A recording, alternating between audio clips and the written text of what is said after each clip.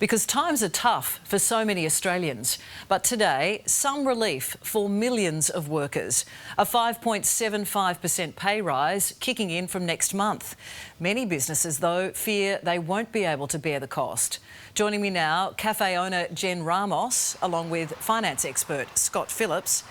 Jen, I'll start with you. You've had your coffee shop for almost 3 years now. We know it is tough running a small business, but can you afford this pay rise? Look, it's very stressful. We've already had to think about it. We've had to look at things like QR codes, implementing QR codes, meaning less staff, less wages.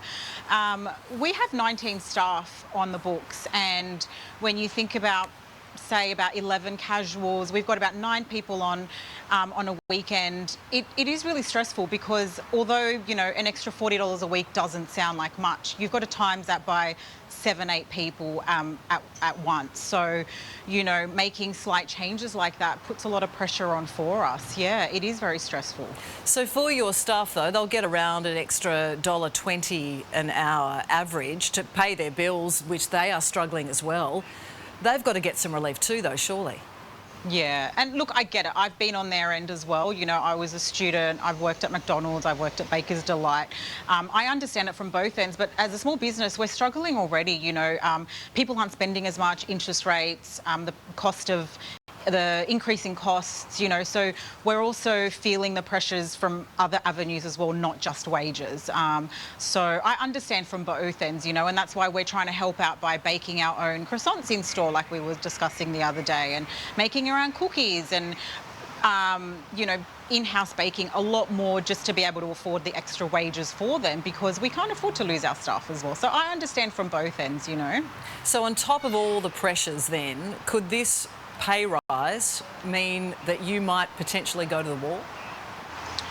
Look, we're trying to make as many changes as we can to help the business. Like I said, you know, we've had to restructure and change and make small changes. I hate the whole process of ordering through a QR code, but it may be something that we might have to implement as a last resort, just to help cut a few wages down but still keep our staff, because it will help us potentially save wages. No, I don't want to close our doors, of course. We love what we do, and, you know, we're offering a service here that people love. So I think it's just trying to adapt and make changes to make everyone happy. All right, Scott, we know a lot of business owners are in exactly the same boat as Jen is. Will this pay rise be the death knell for some?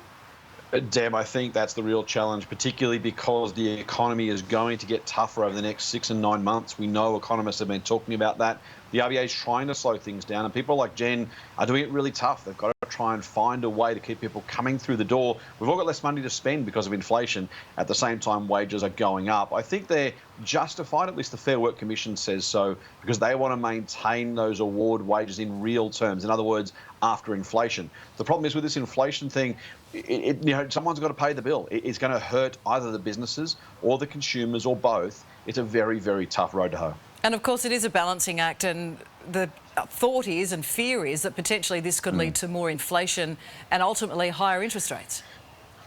And that's the devil's bargain, because you're absolutely right, Deb. It's not possible to put more money into the economy through wage increases. Jen's just talked about that.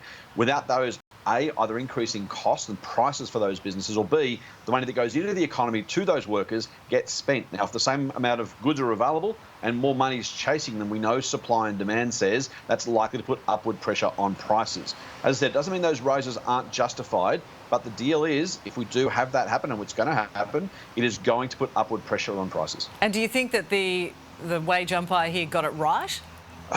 That's a really tough one, Deb. Look, I think it's very hard to say to people, particularly on minimum wage, you may not get any more money despite the fact your costs are increasing 6.8% a year, as we heard earlier in the week. So I think they've got to do something. And I think particularly for the lowest paid workers, that makes sense. The inflationary issue is actually not those group of people, Deb. It's actually the rest of us who we say, well, hang on, award wages went up 5.75%. I'm going to talk to the boss. I'm going to get more money because I want more wages as well. And I'm going to say, well, they got it, I should too. It's that flow-on effect through the economy. That's where the real pain is going to be felt if it does become endemic, with other workers asking for the same sorts of increases. And of course, the big question, interest rates, Tuesday, D-Day from the Reserve Bank. bank. What are we in for? This is tough. The RBA governor said he didn't want to see wages increase by more than 4% without impacting the economy. Now 5.75%, almost 50% more than he wanted. The market believes the chance has now doubled. It was a 1/3 chance of a rate rise in June only 2 days ago. Now the market's saying it's a 60% chance. And frankly, if it doesn't happen in June, it's far more likely to happen in July. All right, well, we'll see on Tuesday. Jen and Scott, thank you both for joining us. Thank you.